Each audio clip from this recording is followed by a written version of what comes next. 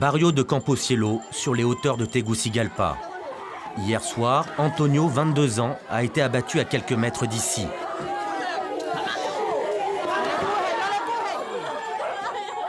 Il laisse derrière lui une femme et 2 enfants.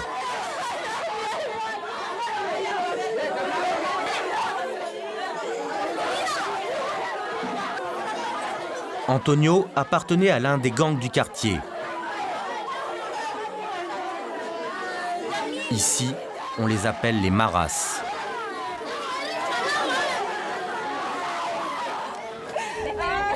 Plus loin, dans le même barrio, une autre mère est en deuil. Son fils a été abattu il y a moins d'1 heure. 120 meurtres par mois à Tegucigalpa. C'est aujourd'hui la ville la plus violente d'Amérique centrale. Il est 12h30, c'est le premier meurtre de la journée pour l'inspecteur Benitez. La routine. C'est une douille de 357 et l'autre une douille de 9 mm. Il y a aussi un étui de 38. Après l'autopsie, nous serons en mesure de savoir quel type d'armes ils ont utilisé. La majorité des gens ne donnent aucune information par peur des représailles. Tout le monde a peur, c'est normal. Nous sommes sur un territoire que se disputent les 2 gangs les plus dangereux du Honduras, la 18 et la MS. 2 gangs hispaniques créés dans les rues de Los Angeles au milieu des années 80. Les gens qui ont créé les Maras ici, ce sont des personnes qui vivaient aux États-Unis, qui ont été renvoyées pour délinquance. Ils ont créé leur propre gang ici. L'inspecteur Benitez va directement s'adresser à la mère de la victime. Elle n'a rien vu, mais c'est la seule susceptible de répondre à ces questions. Et encore.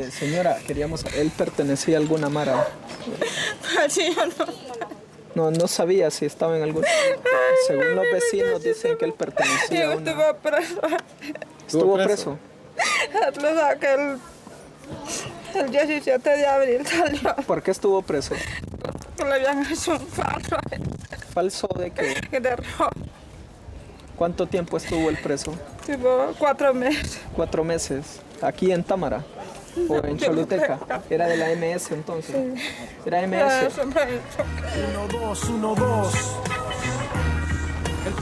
Les Maras sont devenus le cauchemar des autorités. Avec seulement 8000 agents sur tout le territoire, la police a dû faire appel à l'armée pour combattre cette nouvelle délinquance importée des États-Unis. Une guerre de gangs sanglante pour le contrôle des trafics d'armes et de drogue. Les Maras recrutent des jeunes prêts à tout pour sortir de la misère. Un potentiel énorme. Plus de 20 000 enfants vivent aujourd'hui dans les rues du Honduras.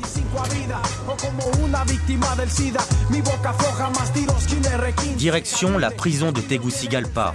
Dans le quartier de haute sécurité sont enfermés les membres de la 18, l'un des 2 gangs les plus puissants du Honduras. Pour la première fois, une équipe de télévision est autorisée à pénétrer dans leurs cellules. Ici, policiers et visiteurs se plient aux mêmes règles. Tout le monde doit avoir ses papiers. Si vous les perdez, vous ne sortez pas. Les membres de la 18 sont maintenus à l'écart des autres. En tout, 228 détenus considérés comme très dangereux.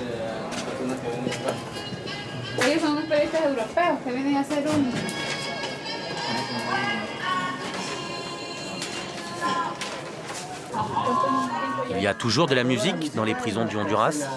Oui, pour se relaxer. De la musique de relaxation. On essaie de ne pas mettre de musique violente. C'est de la musique romantique. Il n'y a pas de rap? Non. Jamais de rap, ni de playero, ni de rock. Musique thérapeutique obligatoire pour tenter de contrôler les pulsions meurtrières des détenus. Car, comme aux États-Unis, le rap des Maras est à leur image, ultra violent.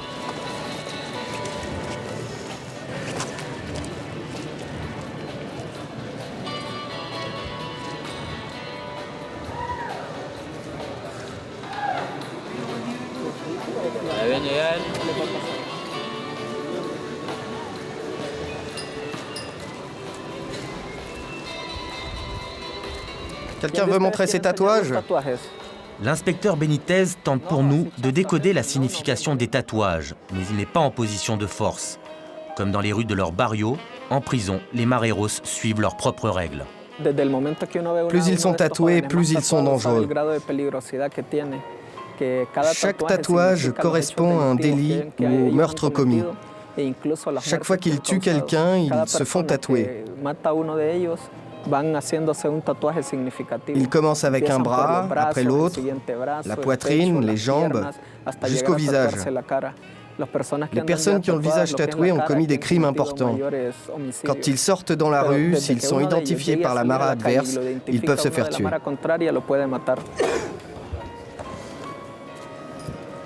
Hiérarchie oblige, seuls les caïds peuvent parler.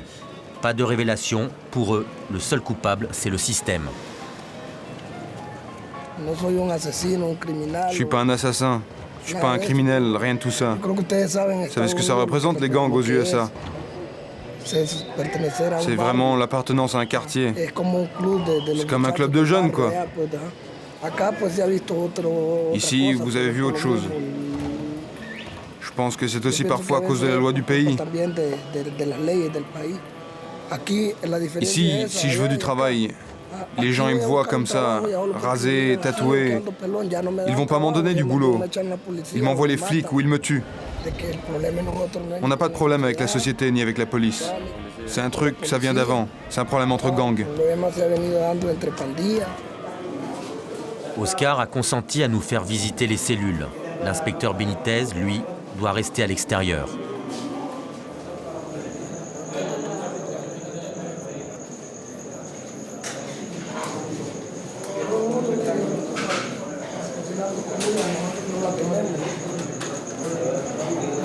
Ben voilà, je vous explique. Nous, les mareros, on est mis à l'écart. Les autres détenus, ils ont un petit réchaud pour cuisiner, un petit réfrigérateur. Nous, on peut même pas faire notre business. Tout ça, juste parce qu'on est des mareros. Conditions de vie plus difficiles que les autres détenus, droit de visite limité, manque d'eau. Dans la prison de Tegucigalpa, les mareros payent le prix de leur violence. Les ennemis de la 18 vivent ici. Ce barrio est complètement contrôlé par la MS. En fin de journée, les mareros reprennent possession des lieux. Les rafales d'armes automatiques saluent la tombée de la nuit.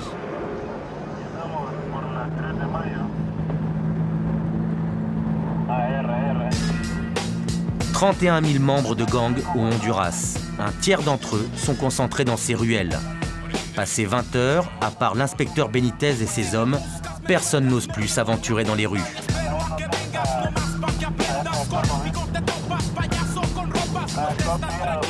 Ce soir, la police patrouille avec l'aide de l'armée.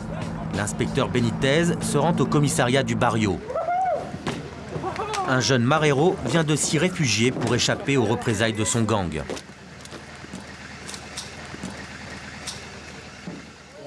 O sea que mire, ve, estaba en la mara, va. Y yo me retiré, va. Y a la hora, ra. Yo fui coronado, señor, pero ya me retiré, pues. ¿Qué es eso de coronado? Coronado quiere decir que está coronado uno ya, pues. Está coronado, sí, que ya maté. Le hablo la verdad porque yo he matado. Pero... Y para hacerte todo lo de coronado, ¿cuántos tenés que haber matado? O sea, según la venganza que tengamos. 5, 6. 6, 7. Yo tengo homitos que han tenido 40 muertos, 50 muertos, andan todos rayadas la cara. Maramba, trucha, en en los labios. Pero para hacerte el primer tatuaje, ¿qué necesitas? Matar. No, para hacerme el primer tatuaje, hablando de lo que va, el primer tatuaje, se tiene que brincar a la mara, le caen 3 vatos. Y son 3 perros bravos, pero perros bravos de miedo, que te van a levantar así, te van a ir, ¡ra! 6 meurtres avoués par le jeune marero. L'inspecteur Benitez ne relève même pas. Pour lui, pas de cadavre, pas d'enquête.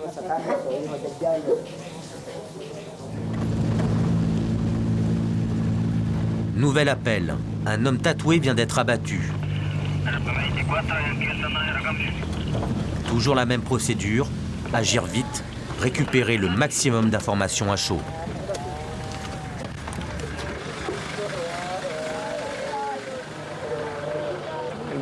Le jeune homme était de la MS?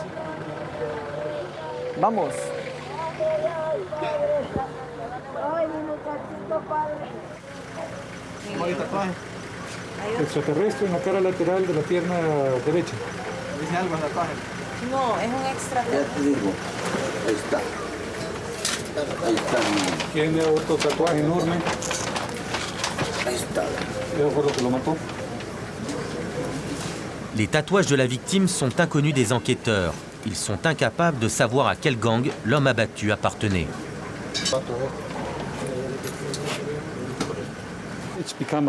C'est devenu une mode ici. Les membres des gangs demandent aux jeunes de soulever leurs t-shirts et s'ils trouvent des tatouages qui ne sont pas de leur gang, ils les abattent. On a trouvé la victime torse nu. Il avait son t-shirt dans la main. C'est pour ça qu'on pense que c'est un règlement de compte.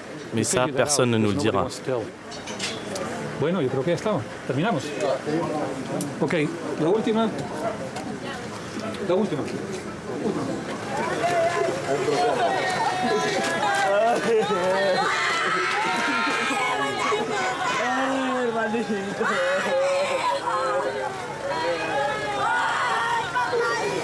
Dans 70% des cas, la police ignore l'identité des meurtriers.